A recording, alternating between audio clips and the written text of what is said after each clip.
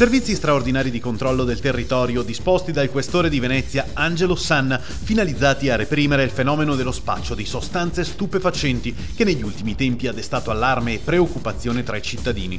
Un primo contingente, composto da diversi equipaggi della polizia, ha accerchiato il parco albanese e Bissuola e controllato diversi soggetti presenti sul posto, ritrovati grazie al fiuto di greti, cane antidroga, diversi grammi di hashish e marijuana. Il secondo controllo è stato attuato in piazzale Bain Sizza, dove un giovane tunisino, alla vista della polizia, ha cercato di allontanarsi, ma è stato fermato. In tasca aveva 50 grammi di fumo.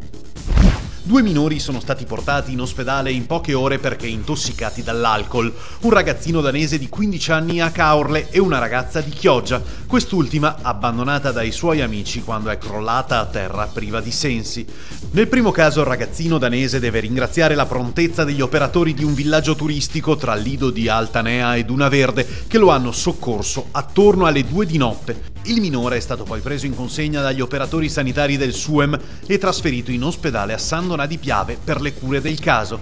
La ragazzina invece è stata intercettata in Viale della Vittoria a Chioggia, diceva frasi sconnesse e si stendeva a terra fino a svenire. È stata portata nel nosocomio cittadino. Gli SMS spediti al mattino e poi un biglietto in ufficio. La crisi non molla al nord-est e colpisce un altro imprenditore. Ieri si è lasciato andare nella sua azienda di Portogruaro Duilio De Franceschi, 51 anni, di Teglio Veneto.